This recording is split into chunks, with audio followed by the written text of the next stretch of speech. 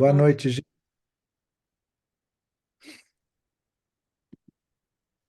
Queridos companheiros, é com alegria que nós nos encontramos novamente nesse espaço virtual. Estamos estudando a medicina do espírito, uma obra dedicada a pesquisarmos as nossas profundezas em busca das reais causas dos nossos adoecimentos.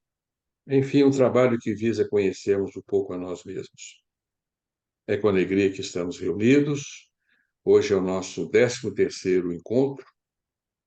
Estamos no dia 6 de março do ano de 2024 e estamos continuando um tema que já foi iniciado, que trata da medicina perdão, as leis da medicina. Então, nós estamos propondo a existência de leis no nosso funcionamento mórbido, digamos assim, ou seja, existem leis que dirigem o nosso adoecimento. E estamos evocando estas leis, a fim de conhecê-las e, assim, podemos lidar um pouco melhor com este grande fenômeno que a todo nos perturba, que são as nossas patologias que frequentemente nos visitam.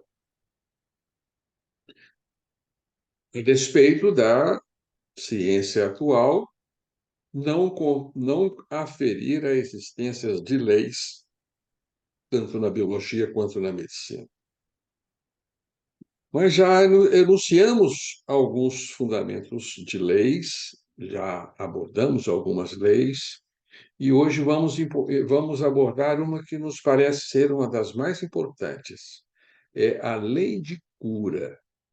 Sim, amigos, nós temos uma lei segundo a qual nós nos curamos. Então, para que nós possamos usufruir dos benefícios da cura, nós precisamos conhecer esta lei, a lei que nos favorece a cura dos nossos males.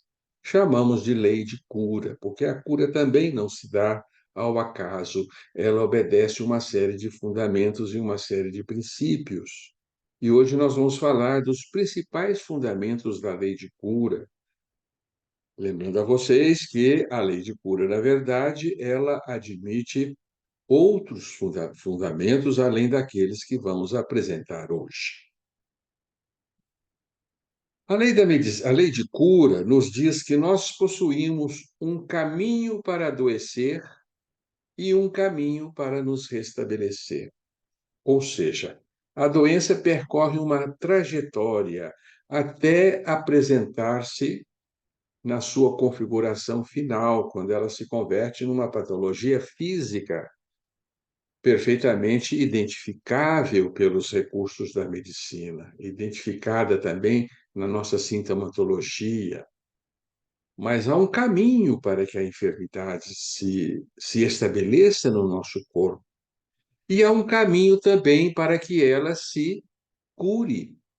Portanto, nós temos um caminho para adoecer e um caminho para nos curarmos. Hoje nós vamos falar do caminho da cura, que é propriamente a lei de cura.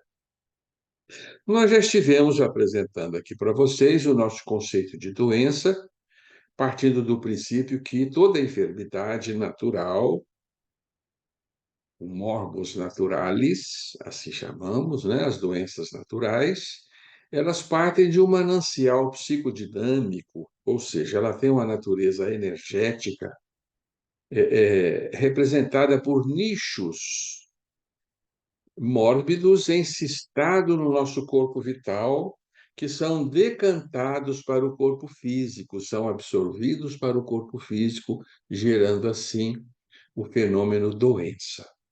Então, a doença física para nós é a última etapa de um fenômeno que nasce no espírito, advém do nosso manancial consciencial, ou seja, da nossa vida,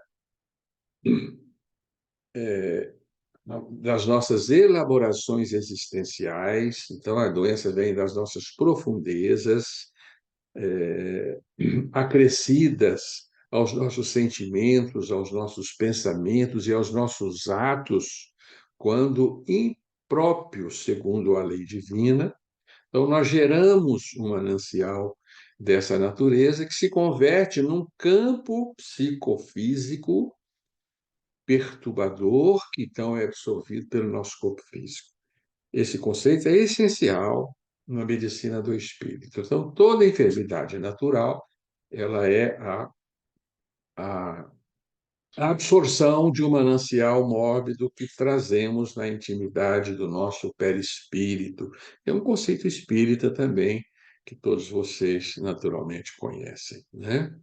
Mas nós também já estivemos explicando para vocês que nós possuímos uma anatomia radiada, uma anatomia radial, ou seja, nós nos desdobramos em planos de manifestações que vão das nossas profundezas, da nossa essência espiritual, e nós nos formamos com envoltórios que vão se desdobrando em camadas sucessivamente posicionadas até chegarmos no corpo físico, e o corpo físico também se desdobra em planos de hierarquias, até chegarmos na nossa superfície, que é a nossa pele. Então, o nosso mais profundo, podemos dizer que é o nosso campo mental, e o nosso mais superficial, a nossa manifestação exterior, é a nossa pele. Mas entre a mente e a pele nós temos diversas camadas, passando primeiro pelos campos sutis do perispírito, né, pelos diversos corpos descritos pelas ciências ocultas, até chegarmos no perispírito, para depois chegarmos no corpo físico. E no corpo físico também nós temos diversas camadas, né, que vão dos órgãos vitais, passando pelos órgãos intermediários, até chegarmos no nosso órgão mais superficial, que é a nossa pele. Então, nós dizemos que a enfermidade vem do profundo para o superficial. Esta é a via do adoecimento. Então, toda doença vem do mais profundo nosso, da nossa intimidade consciencial, até a nossa superfície, até a nossa pele. Então, a enfermidade tem uma via que nós chamamos de centrífuga. Então, essa é a via da drenagem, em que nós vamos depositando a nossa doença em camadas o mais superficiais possíveis, para, então, libertarmos os planos profundos. Então, nós temos aí uma via que vai de dentro para fora. No entanto, nós temos uma outra via, que é aquela que vai da superfície para o interior. É a via de aprofundamento que nós assistimos na nossa existência terrena. Então, a enfermidade, depois de ser lançada no mais superficial possível, ela costuma ser recolhida e lançada em planos subsequentes, refluindo para órgãos mais profundos, tendendo a voltar para o ponto de onde ela veio. Este é o caminho de aprofundamento da enfermidade. Então, nós vamos compreender que a doença tem duas vias: uma via centrífuga e uma via centrípeta. Uma via de dentro para fora e uma via de fora para dentro. É o que nós vamos estudar hoje com mais detalhes. Nós vamos ver, então, que se nós examinarmos a nossa existência, nós vamos nos deparar com um fenômeno muito curioso.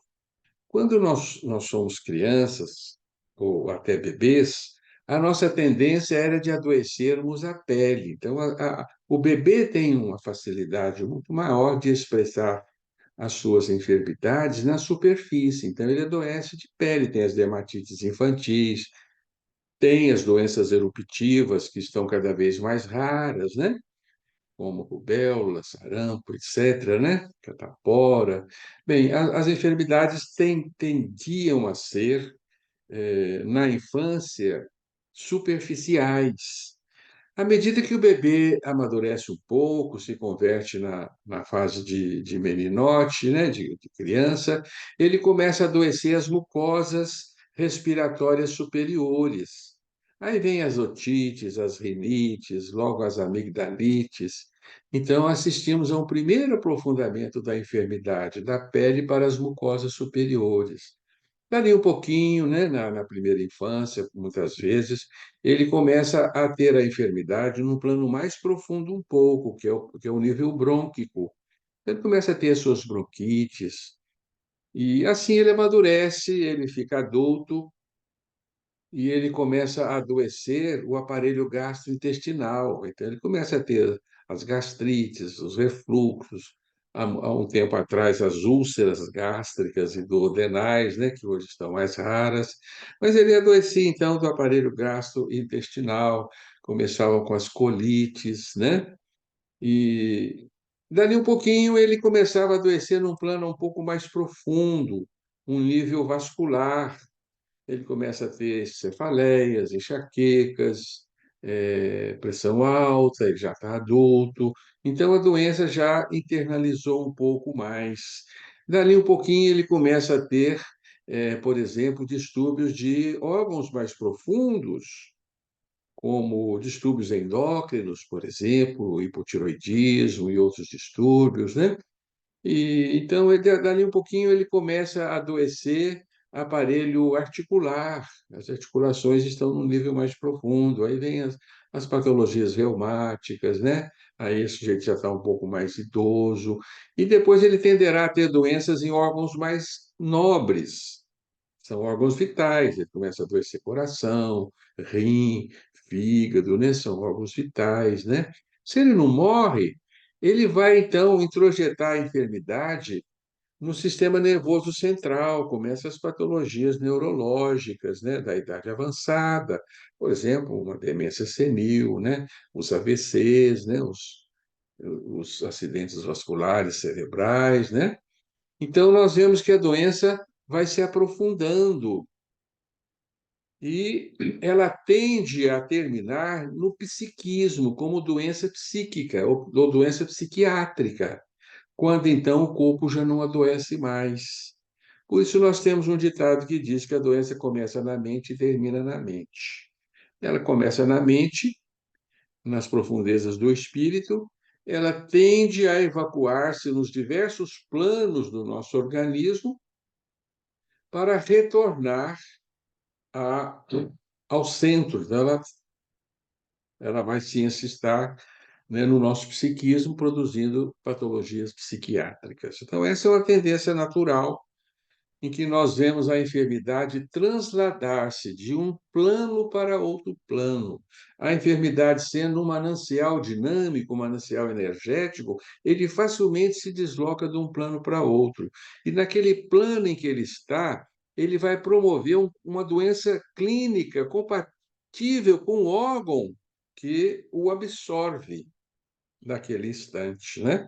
Então, se a pele absorve, vai provocar dermatites. Se é a garganta que absorve, vai provocar amigdalites. Se é o pulmão que absorve, vai provocar uma bronquite, uma pneumonia, assim por diante, né?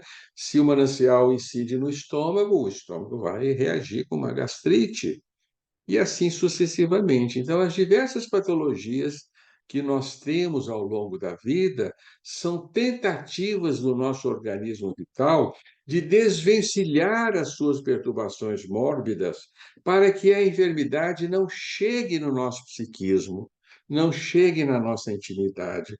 Então, a gente tem aí um princípio muito importante que nos diz que toda enfermidade física é uma defesa para que a gente não venha a ter doença pior. E é uma defesa da nossa mente, para que a gente não adoeça a mente. Então, toda doença física está protegendo o que há de mais nobre em nós, que é o nosso psiquismo. Então, a enfermidade ela funciona como uma válvula de uma panela, em que se a válvula explode lá fora, explode na superfície, a panela fica íntegra. Mas se nós tamparmos esta panela, perdão, tamparmos esta válvula, a válvula vai ser transladada para um outro ponto, para que a panela não exploda.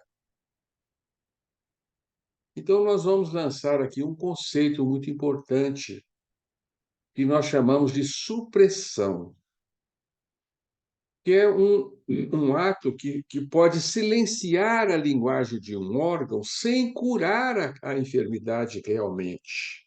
Ela apenas reprime a manifestação da doença no órgão e, consequentemente, a doença se aprofunda para um outro órgão. É como se nós empurrássemos a doença para dentro. Então, esse fenômeno nós vamos chamar de supressão. Então, suprimir ou supressão é o ato, geralmente um ato médico, que faz com que os nossos sintomas sejam silenciados, mas a enfermidade não é sanada na sua origem, ela então se aprofunda para planos mais interiores. Quem descobriu essa lei foi a homeopatia. A homeopatia, quando ela começou a tratar o doente, não a doença, aconteceu um fenômeno muito curioso, que os doentes começaram a ter doenças antigas na ordem inversa a que elas apareceram. Então, por exemplo, se a homeopatia tratava um doente de patologias reumáticas, ele poderia sarar daquelas patologias reumáticas, mas ele voltava a ter dor no estômago, como aquelas gastrites que ele tinha de jovem. Depois ele começava a irritar a garganta, como se fossem as amigdalites da sua juventude. Depois ele começava a ter erupções na pele, como se fosse criança, quando ele se lembrava que tinha essas erupções. Então, observou-se que esse indivíduo nunca tinha sido curado das suas enfermidades. Elas tinham sido aprofundadas pelos seus diversos níveis e planos orgânicos, ela estava caminhando para o seu interior.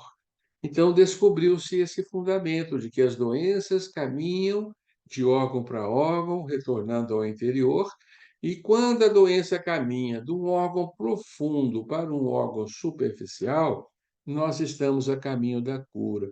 Por isso, os homeopatas observaram que quando os doentes passavam de uma doença profunda para uma doença superficial, ele estava se curando. Por exemplo, um garoto com asma brônquica, ele se cura da asma à medida que ele piora muito do seu nariz, tem aquela rinite de retorno, qual já teve antes, e depois ele começa a ter erupções, começa a ter os seus eczemas, as suas dermatites alérgicas, né, como teve muito tempo antes de beber. Isso demonstra, então, que houve um processo de interiorização da enfermidade.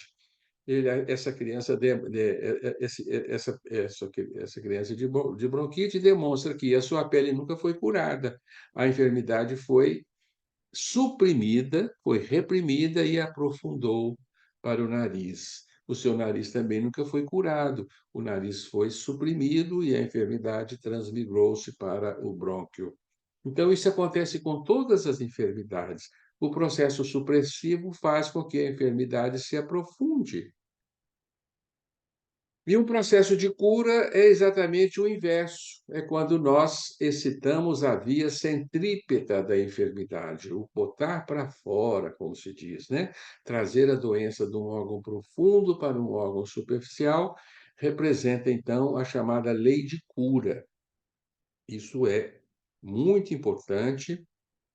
Esse fenômeno foi estudado, né, por um médico austríaco, ainda no século XIX, chamado Constantine Hering. Por isso ela é conhecida na homeopatia como lei de Hering, que diz que nós nos curamos de dentro para fora, de um órgão mais importante para um órgão menos importante. Então, esse processo é visto em alguns tratamentos, não só a homeopatia, muitos tratamentos são capazes de efetuar de estimular o nosso perispírito a fazer a enfermidade migrar de um plano mais profundo para um plano mais superficial.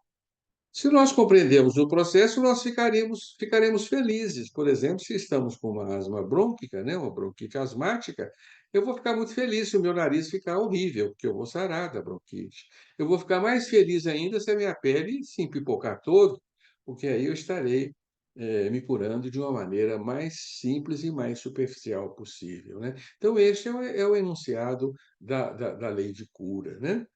Nós estaremos nos curando quando estamos retrocedendo dos últimos sintomas para os primeiros, quando estamos passando de uma doença profunda para uma doença superficial, da mente para a periferia.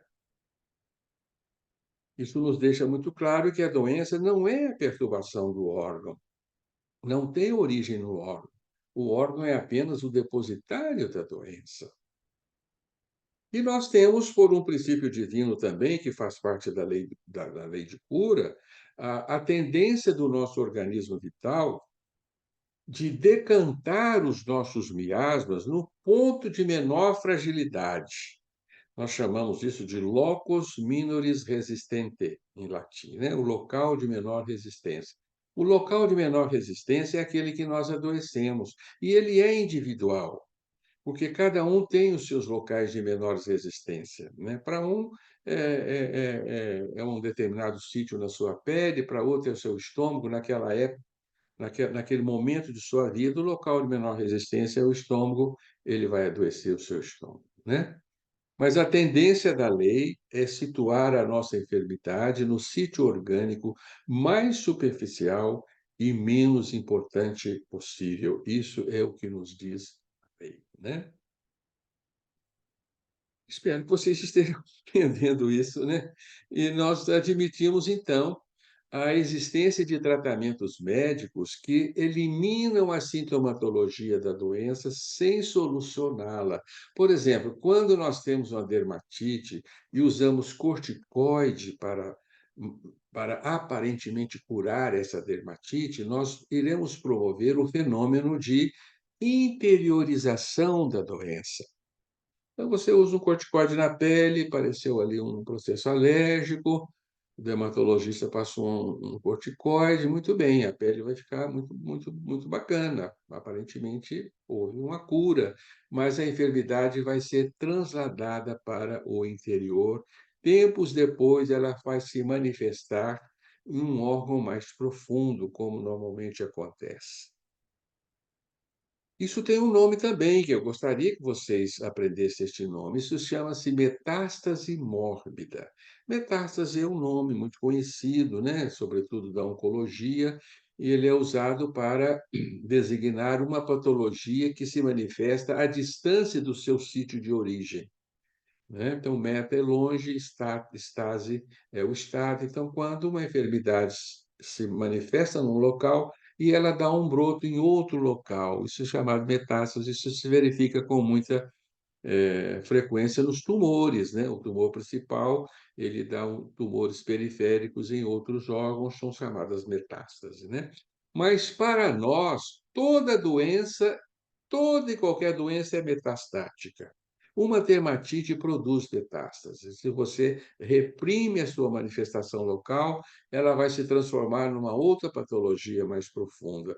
Por exemplo, uma rinite alérgica. Se você reprime a rinite alérgica, ela vai tender a se aprofundar e manifestar-se com uma outra patologia, e assim vai. Nós vamos interiorizando o nosso adoecimento, apresentando enfermidades cada vez mais profundas e cada vez mais complexas, até chegarmos no nosso psiquismo, quando a doença perde os seus canais exoneratórios, né?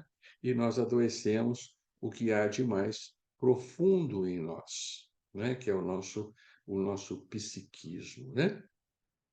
Exatamente por isso, nós estamos observando na atualidade, à medida que a medicina moderna está reprimindo as nossas doenças físicas, nós estamos assistindo um recrudescimento das nossas doenças psíquicas. Isso é muito patente nos nossos dias.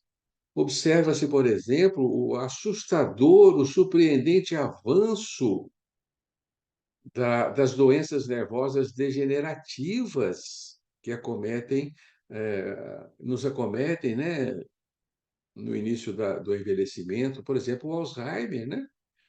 Calcula-se hoje que nós temos no mundo 55 milhões de seres humanos acometidos por o Alzheimer, né? Algo que não existia em tamanha proporção há alguns anos atrás, né? Acredita-se que dentro de uma década, assim a Organização Mundial de Saúde está anunciando, dentro de uma década nós teremos 100 milhões de pessoas, diagnosticada com Alzheimer e outras doenças nervosas degenerativas. Então, as doenças mentais estão em franco progresso na atualidade, tanto que já é considerado já são consideradas doenças psiquiátricas, o principal afastamento do trabalho. Vocês sabiam disso? Alguns anos atrás, tinham outras patologias que afastavam o indivíduo do trabalho, né? Tinha a famosa LER, tinham as outras doenças aí profissionais, mas hoje a principal doença que afasta o homem do seu trabalho são os males psiquiátricos. Olha que ponto nós chegamos, né? Dentre estes males, o principal é a depressão. Então, a depressão tornou-se quase que a doença do século, né? E nós temos assistido também, de uma forma assustadora, nos nossos dias, um aumento das patologias psiquiátricas na infância. Nos últimos 15 anos para cá, houve um surpreendente avanço das patologias, psiquiátricas infantis, né. Por exemplo, o autismo, né, que era muito raro, né, o TDA, TDAH, né, que é o transtorno do déficit de atenção, o transtorno de déficit de atenção e hiperatividade, né, TDA, TDAH e TDAH, né. E em franco aumento, né. A Organização Mundial de Saúde, admite nos últimos, 10 anos um aumento de 43% no diagnóstico de TDAH, né, e 37% de aumento, da depressão, em adolescentes, que também era muito raro, né, a depressão na adolescência, mas já está se tornando muito comum. E houve um aumento nos últimos 10 anos de 200% da taxa de suicídio entre os jovens de 10 a 14 anos, que décadas passadas era coisa muito rara. Ó, vejam bem, né, que aumento estrondoso. Então, está realmente existindo um aumento das patologias psiquiátricas na infância, assim como se observa um aumento de doenças autoimunes, né, nas crianças, né? E ao mesmo tempo, o que é que nós estamos observando? As crianças já não têm mais as doenças febris, as doenças exantemáticas agudas que tínhamos na infância. Então, quando éramos crianças, nós vivíamos com as nossas doenças, as nossas famosas viroses, né? Com muita frequência nós manifestávamos, sobretudo aquelas chamadas exantemáticas, né? Que manifestavam-se na pele. E então nós perdemos essas vias de drenagem. A criança hoje já perde essas vias naturais de drenagem, que são patologias que ocorrem na infância e nos preparam para uma vida adulta, mais saudável, sobretudo do ponto de vista psíquico, e nós estamos, então, deixando de adoecer com essas pequenas enfermidades da infância, mas estamos aprofundando o nosso adoecimento. Essa é a interpretação que damos para vocês, né, de que por que isso está ocorrendo na atualidade, porque está havendo uma supressão das manifestações, mórbidas da infância, uma supressão das patologias infantis.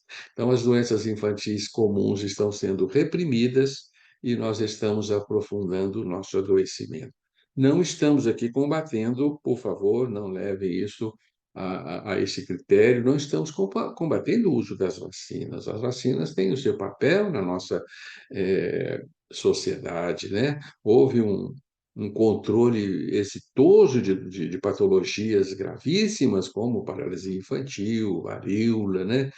E, que eram doenças seríssimas na infância, sobretudo, mas nós exageramos, porque hoje a criança não pode ter a mínima febre, não pode ter um pouquinho de catarro, não pode ter uma pintinha na pele que está sendo tamponada, né.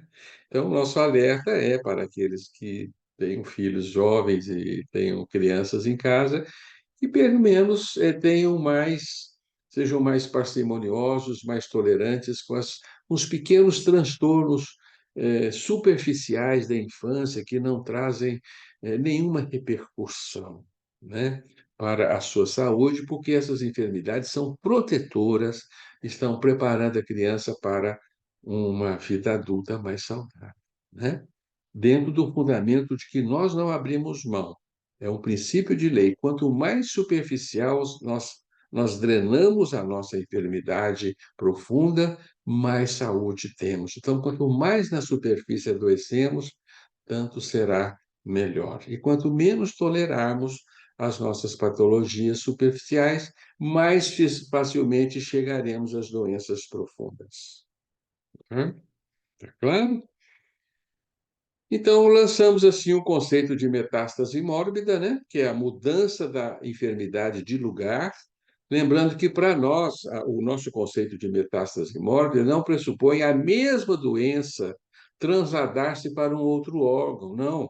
Quando a decantação miasmática atinge um outro órgão, ela irá se manifestar com perturbações da linguagem deste órgão, embora represente o mesmo manancial mórbido acumulado nos desatinos do espírito.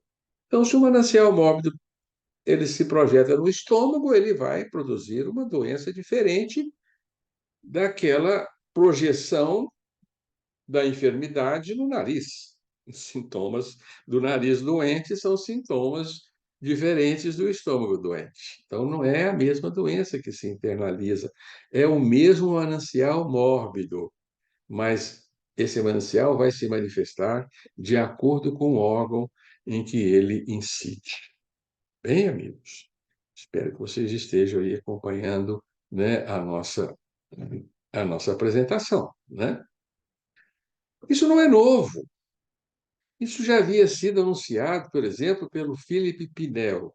O Philippe Pinel foi um médico francês que viveu entre os séculos 18 e 19 e notabilizou-se pelos seus estudos iniciais de psiquiatria.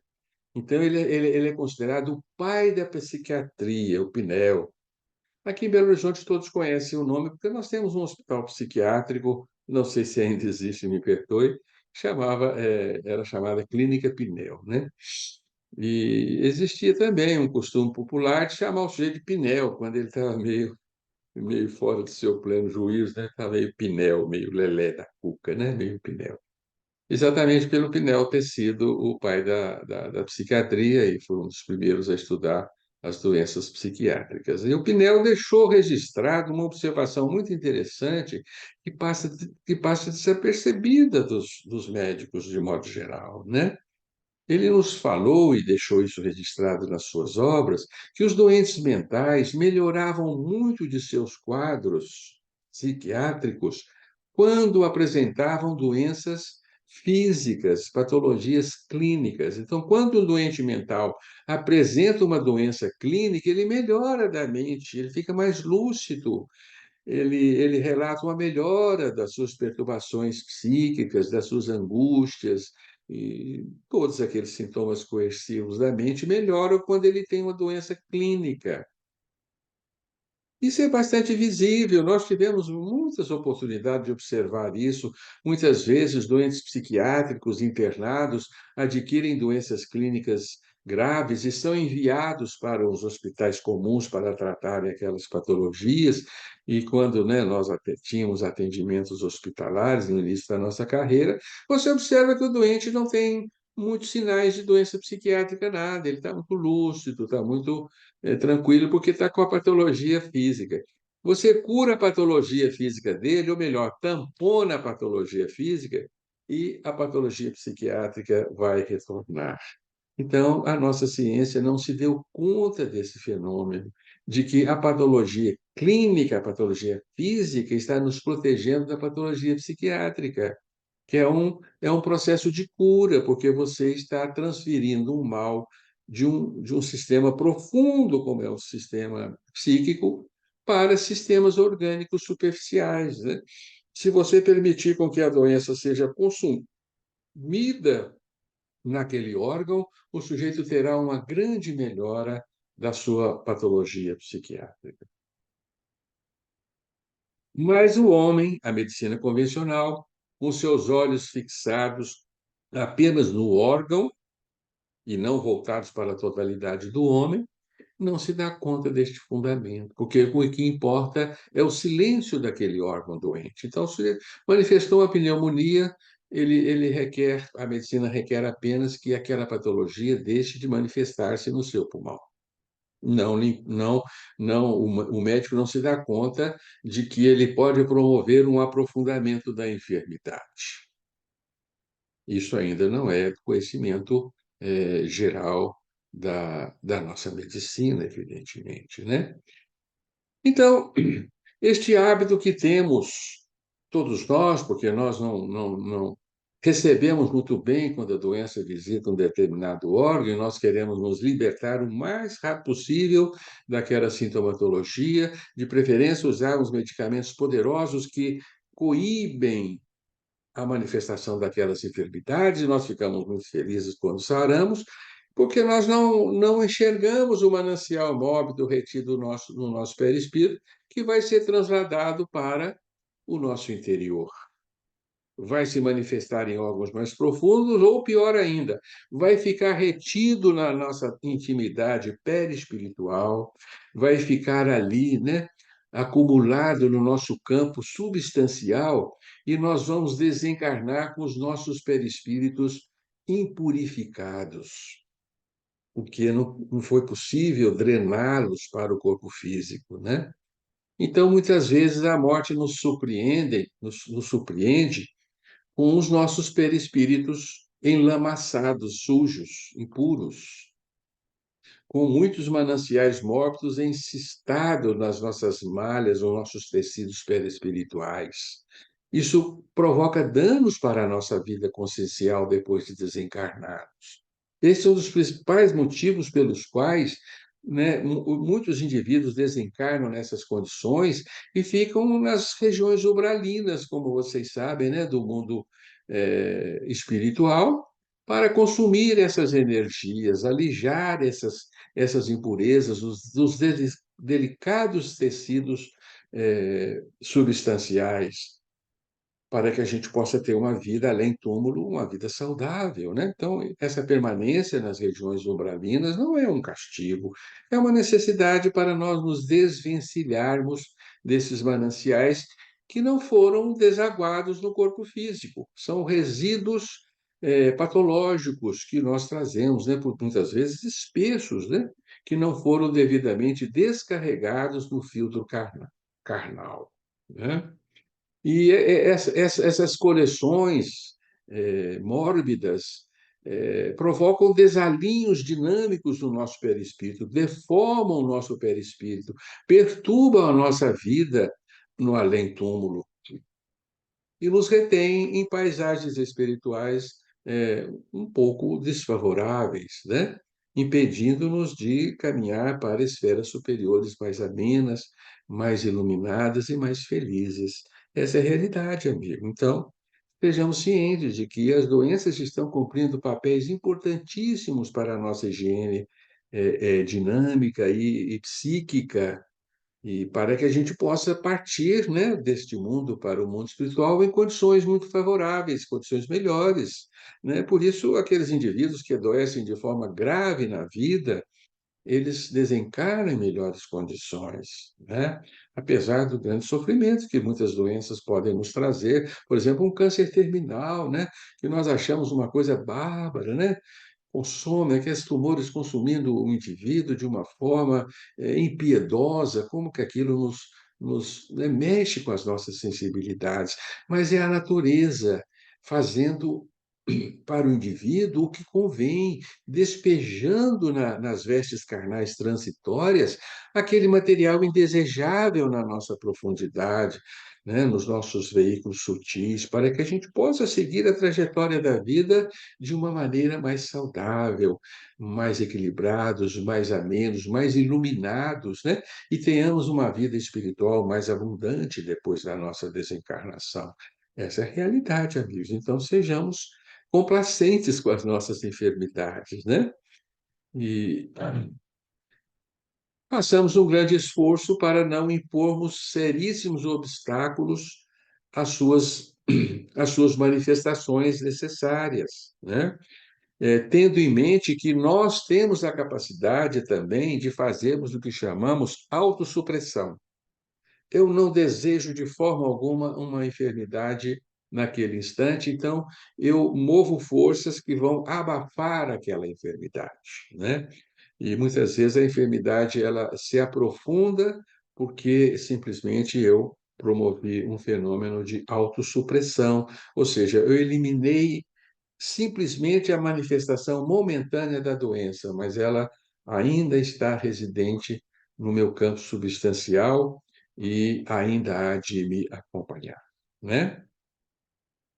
Portanto, nós estamos fazendo uma acusação aí um tanto quanto séria, né, da nossa medicina oficial, considerando que os atos médicos convencionais obstaculizam o livre trânsito das nossas patologias físicas e podem fazer com que nós as acomodemos no nosso mais profundo, né?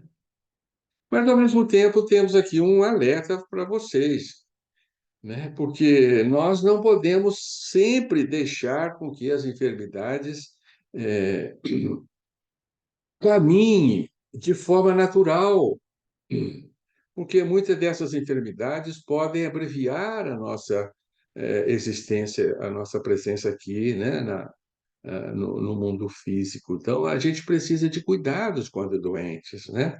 Então, nós estamos dizendo que não se pode suprimir enfermidades.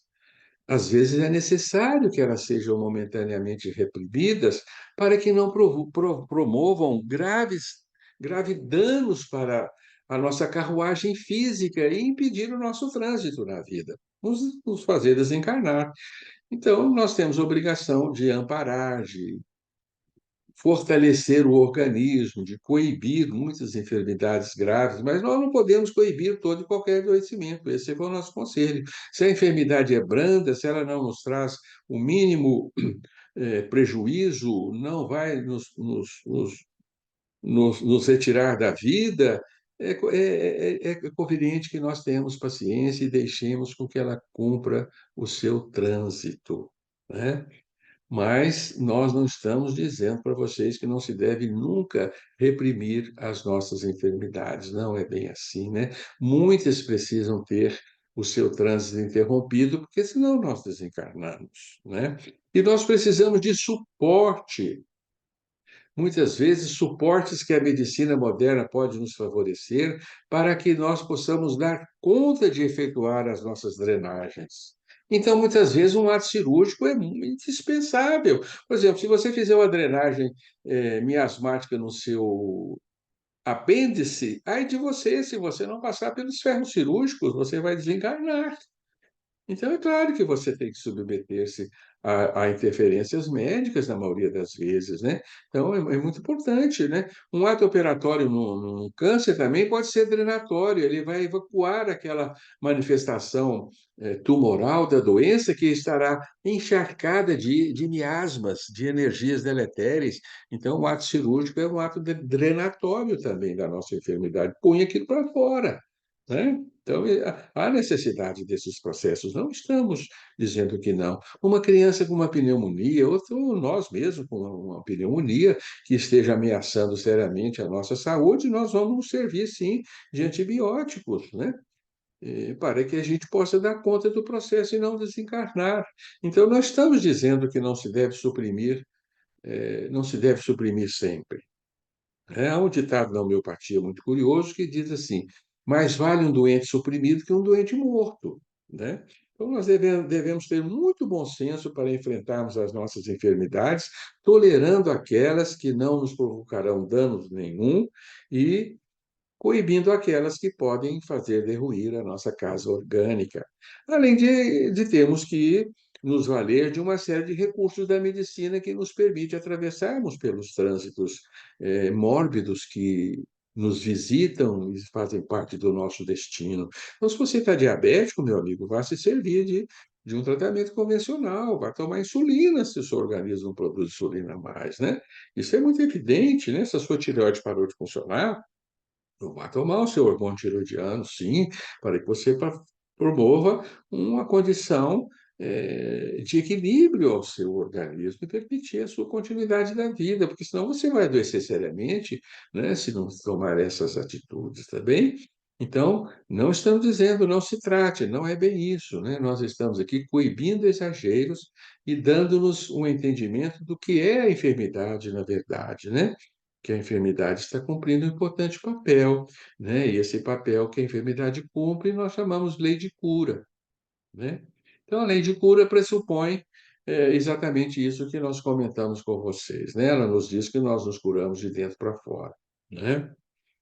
Bem, amigos, então, esta é a mensagem que nós gostaríamos de trazer para vocês hoje, né? Espero que tenha ficado claro. Nós vamos compartilhar aqui com vocês algumas poucas lâminas para que fique bem fixado esses conceitos, né?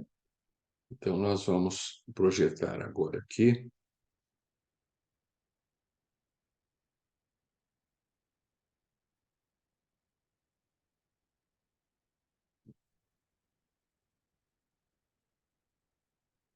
Então, estamos aí, né, na nossa apresentação de hoje, do dia 6 de março, a lei de cura.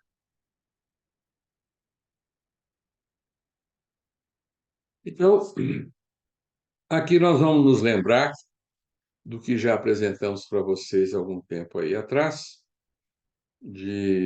da nossa configuração anatômica dinâmica, nossa anatomia perispiritual, nossa anatomia energética, né? E nós temos esta conformação radial em forma de uma espiral, em que temos no nosso interior a nossa mente, e da mente nós vamos criando envoltórios, que são os nossos diversos órgãos, até chegarmos no último envoltório, que é a pele, né? A doença é sempre um manancial criado pela nossa mente, o espírito, e ele tende a ser projetado no mais superficial possível. Então, nós temos aqui a via centrífuga da doença. A doença parte do espírito em direção às camadas mais superficiais da nossa organização, no caso, a pele. Então, a nossa tendência natural, sobretudo de infância, é adoecer a pele. Mas, à medida que a gente vai envelhecendo, nós assistimos um aprofundamento da enfermidade. Passamos a adoecer vias aéreas superiores, depois as vias aéreas profundas, depois passamos a adoecer a mucosa gastrointestinal, né? De início a superior, a orofaringe, depois a gástrica, a intestinal, depois partimos para os órgãos vitais, até chegarmos no sistema nervoso central e até retornar para a mente.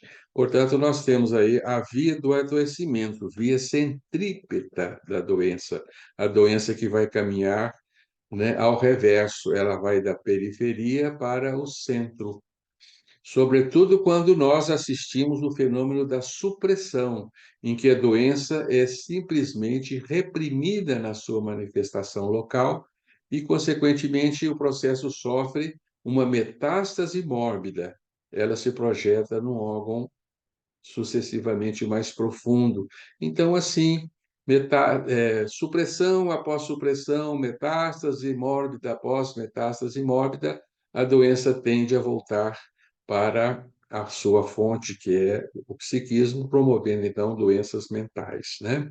Por isso dizemos que a doença começa na mente, tende a se projetar no diversos planos orgânicos, se não é satisfeito, né? Se a drenagem não é satisfeita e completa, ela volta para a mente, né?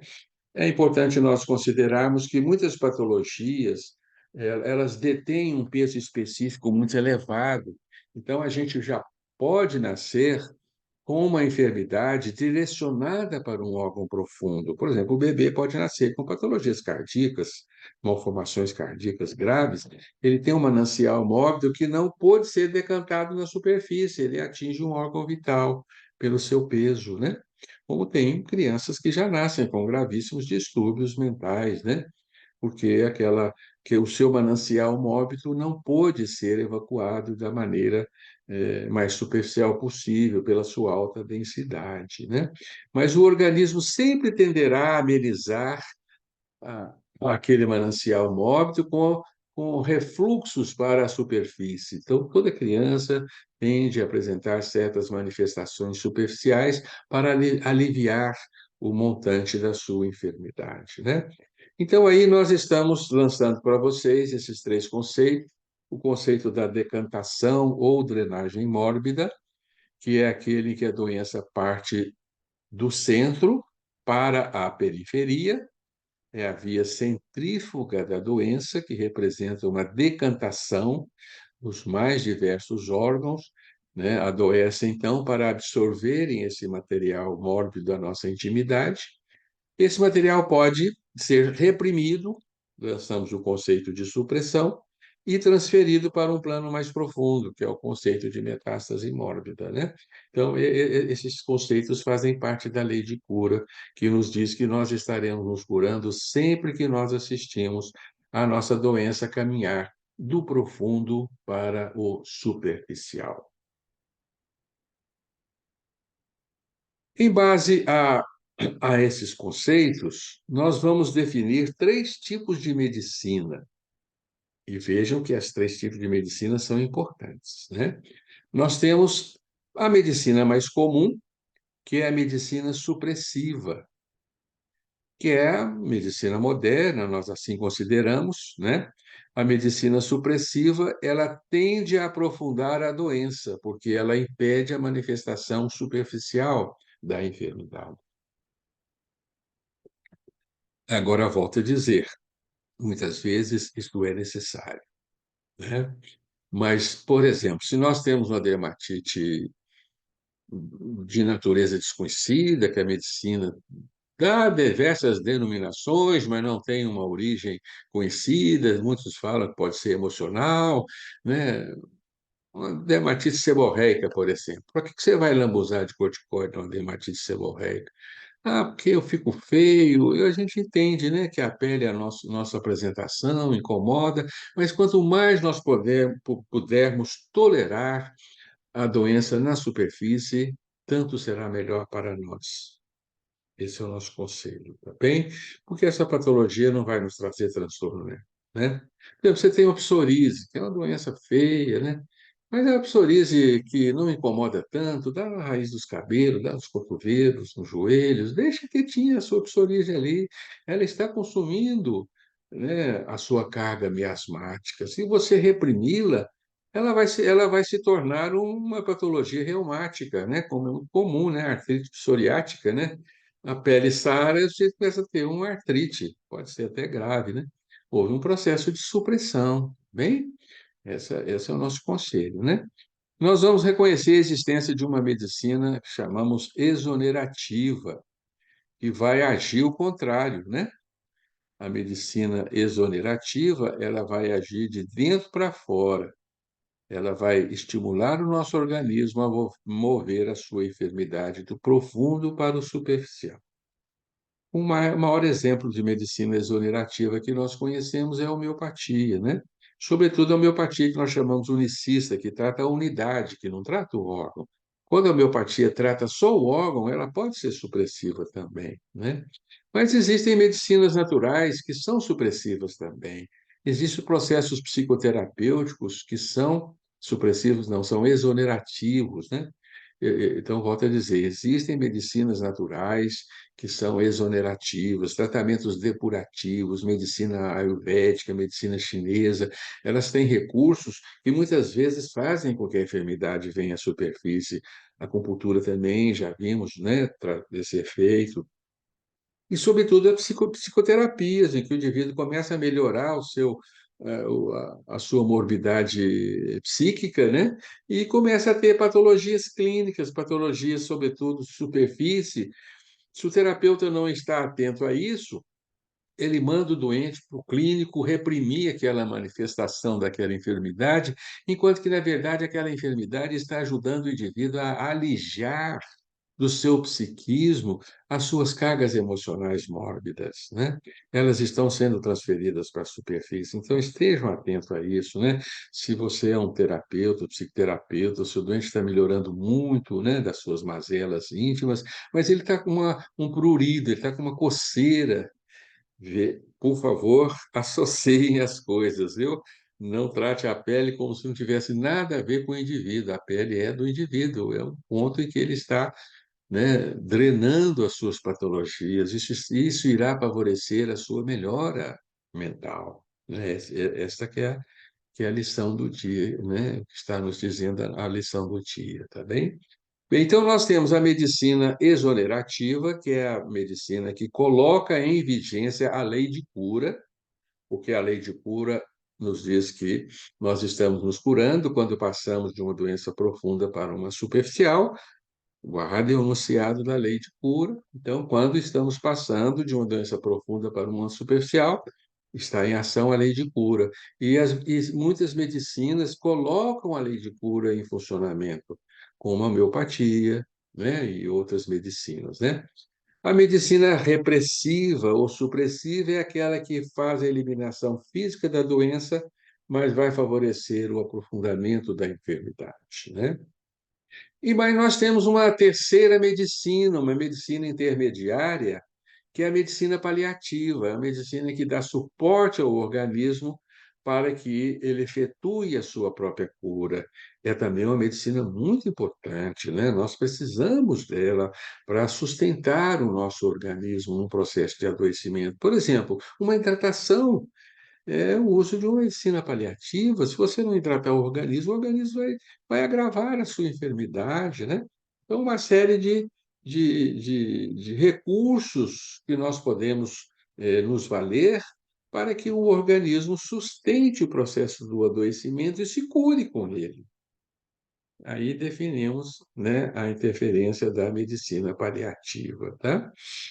Então, temos, assim, três tipos de medicina, né? Medicina exonerativa, que é a medicina ideal, a medicina supressiva, que muitas vezes é necessário, mas que vai obstaculizar a cura, e a medicina paliativa, que ela não atua nem reprimindo e nem efetuando a drenagem da doença. Ela atua no meio, dando suporte ao organismo para que o organismo possa tolerar aquele transe por que ele está passando. Bem, amigos, isso é tudo que nós tínhamos hoje para discutirmos com vocês. Espero que a lição tenha ficado claro, que vocês tenham compreendido o que é a lei de cura, tenham guardado o conceito de supressão, de metástase mórbida, e tenham compreendido o que nós estamos querendo dizer, né? Reafirmo que não estou fazendo uma apologia aqui da dor e da enfermidade. É conveniente que nós não adoeçamos e não tenhamos dores, mas elas são necessárias para a nossa cura. Este, este é o conhecimento que nós devemos ter na atualidade. Muito bem, amigos. Paz e alegria para todos. Vamos interromper, então, a nossa exposição e vamos abrir espaço para as nossas discussões.